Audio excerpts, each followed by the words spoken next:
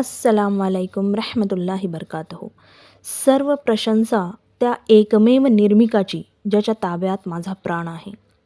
रब्बी श्रह ली सदरी यस्सिर ली अमरी वहलुल उक्दतम मिन लिसानी वयफ्क़हू क़ौली. आशा करते तोच माझे शब्द सकारात्मकरित्या ऐकणाऱ्यांच्या मनापर्यंत पोचवणारा, परिणामकारक ठरवणारा सर्व शक्तिमान आहे. श्रोते हो, माझ्या या आधीच्या व्हिडिओत एक आव्हान बीडकरांसाठी यामध्ये ज्या प्रकरणाचा उल्लेख केला, आज मी माझ्या मराठमोळी मुस्लिम या चॅनलच्या माध्यमातून त्या संबंधित महिला बहिणीला उद्देशून आणि या साऱ्या प्रकरणावर विस्तृत रिपोर्टिंग करणाऱ्या मराठी महाराष्ट्राच्या पत्रकार बंधूंना उद्देशून सदर व्हिडिओ अपलोड करत आहे. मी परत नमूद करते की घडलेल्या प्रकाराशी मला काहीही घेणं देणं नाही, मात्र माझ्यातली नैतिकता, माझं सामाजिक उत्तरदायित्व मला शांत बसू देत नाही आहे. प्रिय ताई, जो काही प्रकार तुम्ही चव्हाट्यावर आणला तो तुमचा वैयक्तिक प्रश्न होता, तुमची वैयक्तिक समस्या होती. तुमच्यासारख्या प्रत्येक बहिणीसोबत ज्यांचा असा छळ होतो, आमचे सहकार्य व दुआ आहेत. मात्र तुमच्या ह्या वादग्रस्त प्रकरणाला ज्या माध्यमातून तुम्ही वाचा फोडली, त्यामुळे आम्हा सर्वसामान्यांची झोप उडाली. खाल्लेलं अन्न गोड लागत नाही. सतत चिंता व भय यामुळे, तसेच आमच्यासोबत होत असलेल्या सामाजिक बहिष्काररूपी वागणुकीमुळे मी बीडमधील तमाम आया बहिणींच्या, सामाजिक संस्थांच्या सहकार्यासोबत आपल्यासमोर हे सार्वमत ठेवते की तुमच्या प्रकरणात चुका कुणाच्याही झाल्या असतील त्याची शहानिशा प्रशासन तर करतंयच, मात्र तुम्ही जी चूक केली त्याची खूप मोठी सजा समाजाला आणि सर्वार्थाने आम्हा समजताना भोगावी लागते. ताई, तुमच्याजवळ जे पुरावे किंवा ज्या व्हिडिओ क्लिप्स उपलब्ध होत्या त्याच्या साह्याने तुम्ही त्या संबंधित गैरप्रकार, निंदनीय कार्य करणाऱ्या महिलांना सरळ शासन करू शकत होतात. मात्र तुम्ही असं न करता व्हिडिओ सार्वजनिक केले आणि एवढ्यावरच न थांबता तुम्ही मराठी महाराष्ट्र चॅनलवर दिलेल्या मुलाखतीत पत्रकाराने प्रश्न केला असता की या प्रकरणात किती महिला सामील आहेत, यावर आपलं उत्तर नेमकं व स्पष्ट असायला होतं. तुम्हाला याची जाणीव असायला हवी होती की घडलेला प्रकार महागंभीर स्वरूपाचा आहे. जर तुमच्याजवळ त्या गुन्हेगार महिलांचे पुरावे होते तर तुम्ही स्पष्टपणे त्यांचीच नावे डायरेक्ट आरोपात घेऊ शकत होतात. तुमचं दिलेलं उत्तर आम्हा सर्वांच्या अब्रूला मातीत मिळवून गेलं. तुम्ही त्या पत्रकाराला असं उत्तर दिलं की नेमकं सांगता येत नाही. बऱ्याच मुली व महिला यांच्याशी त्यांचा संबंध आहे. तुमच्या ह्या मोघम दिलेल्या उत्तरामुळे व मराठी महाराष्ट्राच्या त्या मुलाखत घेणाऱ्या बंधूंनी या संपूर्ण प्रकाराची रिपोर्टिंग करतेवेळी बऱ्याच अशाच शब्दांचा वापर केल्याने समाजाची दिशाभूल करण्यात यांचीही भूमिका ग्राह्य धरावी लागेल. तुम्हा दोघांच्या ह्या एका शब्दामुळे त्या संस्थेतील जवळजवळ 600 ते 700 कर्मचारी मंडळी आणि शिक्षण घेणाऱ्या 5000च्या वर मुलींच्या चारित्र्यावर संशयाची सुई फिरवली जाते. बघणारा सर्वसामान्य व्हिडिओ बघताच या समस्त कर्मचारी व विद्यार्थिनींना सरसकट शिवीगाळ करू लागला. समाजात त्यांचं जगणं असह्य झालं. एवढंच काय, तुम्ही प्रकरण बरंच जुनं असल्याचं नमूद केलं. तेव्हापासून शाळेत शिकणाऱ्या, शिकून विवाहित झालेल्या आणि सध्या ते शिकवत असलेल्या सर्वच आया बहिणी, विद्यार्थिनी आपली अब्रू हरवून बसल्या आहेत. ताई, तुम्ही सुद्धा आमची बहीणच. तुमची समस्या खूप मोठी असली तरी तुमच्या एका शब्दाने व संबंधित रिपोर्टिंग करणाऱ्या बंधूंच्या शब्दांनी वारंवार आम्हा समस्त समाजाच्या आई बहिणीच्या अब्रूचे धिंडवळे काढले.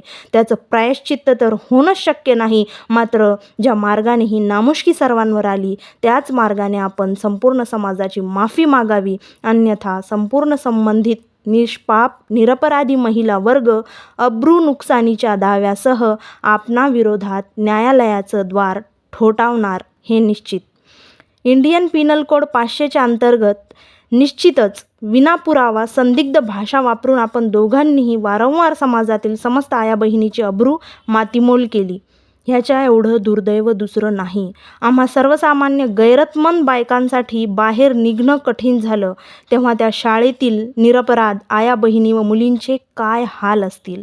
आज ज्या महिला तेथे शिक्षणासारख्या पवित्र कार्याला पार पाडत आहेत, तुमच्या बऱ्याच जणी या शब्दाने त्यांचं जगणं असह्य झालं. जो तो शाळेत येऊन या आया बहिणींना चारित्र्यहीन असल्यागत शिवीगाळ करतोय, घरात, खानदानात, समाजात असल्या विचित्र चर्चेने त्यांच्यावर चुल्लूभर पाण्यात बुडून मरण्याची वेळ आली आहे. त्याचं काय? समाजातील सर्वच कमावत्या महिलांकडे हा क्रूर कटाक्ष टाकला जातोय. निरपराध पोरींना घरी कैदेत ठेवून शिक्षणापासून दूर होण्याची वेळ आली आहे. ह्या समस्त आपल्या इज्जतदारपणाची शपथ देऊन झालेल्या अब्रू नुकसानीपायी आसवे ढाळत रात्री अपरात्री आपल्या अल्लासमोर नतमस्तक होऊन गाऱ्हाणं ऐकवण्याखेरीज काहीच करू शकत नाही आहेत. निश्चितच तोच मार्ग काढणारा आहे आणि त्याच्या कृपेने निश्चितच सर्व सुरळीत देखील होईल. यासोबतच आम्हा सर्वसामान्यांना भारतीय न्यायव्यवस्थेवर, आपल्या प्रशासनावर पूर्ण विश्वास आहे की जिथे तुम्हाला न्याय मिळेल तिथे आम्हीसुद्धा अब्रू नुकसानीच्या, मानहानीच्या कायद्याचा वापर घेत झालेली नामुष्की काही का होईना कमी करू शकू. परत एकदा नमूद करते की मी एक सर्वसामान्य शेतकऱ्याची पत्नी, मात्र समाजात होत असलेला धचा म आणि राईचा पर्वत अश्लील चर्चा माझ्या आत्म्यास, माझ्या नैतिकतेस छळतायत. तसाच तो आम्हा समस्त सर्वसामान्य आया बहिणींना अस्वस्थ करून टाकतायत. आम्ही कुणाच्याही तोंडाला हात लावू शकत नाही, मात्र आमच्यासाठी आमची इज्जत, इब्रत लाख मोलाची आहे. आमच्या लेकी शाळेत शिकतायत. शिक्षण आणि इज्जत आमचा दागिना, आणि म्हणूनच एकीमुळे तुम्ही जे संदिग्ध भाष्य करून सर्वांवर ही नामुष्की आणली आणि त्याच भाषेची पुनरावृत्ती रिपोर्टर बंधूंनी केली, याचं प्रायश्चित्त नाहीच, एक तर सोशल मीडियावर माफी मागावी, अन्यथा अब्रू नुकसानीच्या खटल्यास सामोरं जावं. इथे आणखी एक गंभीर गोष्ट म्हणजे तुमच्या मते हा निंदनीय, तुच्छ प्रकार तुम्ही शाळा व्यवस्थापनाला आधी कळवलेला होता, याचे देखील पुरावे तुमच्याजवळ असल्याचं तुम्ही बोलता. हे जर खरोखरच सत्य आहे, न्यायालयात जर हे खरोखरच सिद्ध झालं, तर शालेय व्यवस्थापनने सुद्धा समोर यावं. संभ्रमित पालक, बेकसूर शिक्षक, विद्यार्थिनी, समाज सर्वांसमोर जाहीरपणे आपली बाजू मांडावी, माफी मागावी. आम्ही सर्वसामान्य लोक आमच्या लेकी बाळींवर, आया बहिणींवर अशा प्रकारे समाजाच्या इज्जतीवर ओढले जाणारे ताशेरे मुळीच सहन करू शकत नाहीत. समस्त समाज बांधवांनाही मी कळकळीची विनंती करते की आपल्या लाडक्या प्रेषित सल्लल्लाहु अलैहि वसल्लम यांची सुंदर शिकवण पाठीशी असताना आपण अशा प्रकारे संभ्रमात जगू नये आणि विनापुरावा कुणावरही असलं गलिच्छ लांछन लावू नये. नसता आपली गाठ न्यायाच्या दिवशी जेव्हा एकमेव निर्मिकाशी पडेल तेव्हा काय जाब द्याल? आपल्या प्रेषितांकरवी मिळालेलं ज्ञान आपण सर्वसामान्यांना अशा प्रकरणांविषयी चर्चेची गुऱ्हाळं गाळण्याची संमती देत नाही. त्यासाठी न्यायपालिका आहे. अहो, जीव कुर्बान प्रेषित सल्लल्लाहु अलैहि वसल्लम यांच्या शिकवणीवर, ज्यांनी सांगितलं की जेव्हा तुम्ही कुकर्म होताना बघता तेव्हा त्याला हाताने थांबवा, एवढी हिंमत नाही आहे तर जिभेने म्हणजे मध्यस्थी करून बोलून थांबवा, एवढीसुद्धा तुमच्यात लायकी नाही आहे तर निदान कुकर्माला कुकर्म समजा.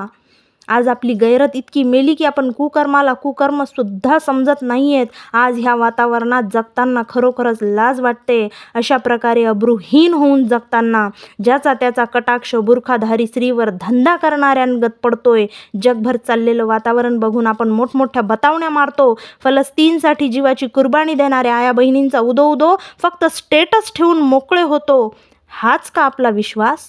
आणि इथे आपल्या घरात, समाजात आज एका निंदनीय प्रकारामुळे ज्या गैरतमंद आया बहिणी समाजाच्या शिव्या खात आहेत, लेकी, सुना, जावई, नातवंडे आलेल्या शिक्षिका मरणासन्न होऊन आला दिवस काढत आहेत, त्यांच्या खातर आवाज उठवण्याचं सोडून मस्तपैकी तमाशा बघणाऱ्यांची भूमिका निभावत समाजाच्या अब्रूचे धिंडवडे स्वतःहून काढत आहोत. अफराद के हाथों में है अक़वाम की तकदीर, हर फर्द है मिल्लत के मुक़द्दर का सितारा. मी या नात्यानेच समाजातील एक जागरूक नागरिक म्हणून ह्या साऱ्या प्रकरणाची गंभीरता अनुभवते. त्या पीडित बहिणीस परत सांत्वन करते की जी अवस्था तुझी आहे त्यापेक्षा भयानक आम्हा समस्तांची झाली आहे. तुझं भांडण तुझ्या कुकर्मी नवऱ्याशी, त्याच्या कुकर्मी सोबतिणींशी, व्यवस्थापनाशी चालेल आणि संपेलही. तुला योग्य न्याय मिळो हीच दुआ करते, असं कुणासोबतही घडू नये ही देखील दुआ करते. मात्र ताई, तुझ्या आणि त्या इंटरव्ह्यू घेणाऱ्या पत्रकार बंधूंच्या संदिग्ध भाषेमुळे बऱ्याच जणी संबोधाच्या कचाट्यात ज्या बेकसूर आया बहिणी मुली भयंकर त्रासदीला सामोऱ्या जात आहेत, शिक्षणापासून वंचित होत आहेत, निदान ह्या दूरगामी होणाऱ्या दुष्परिणामाखातर तरी माफी मागा आणि तुझा छळ करणाऱ्यांना शिक्षा मिळेपर्यंत आम्ही तुझ्या पाठीशी राहू. आशा करते बीड शहरातील समाजाप्रती खरोखरच हित जोपासणारे सर्वसामान्य आम्हा समस्त निरपराध निष्पाप आया बहिणींच्या पाठीशी उभे ठाकतील. धन्यवाद.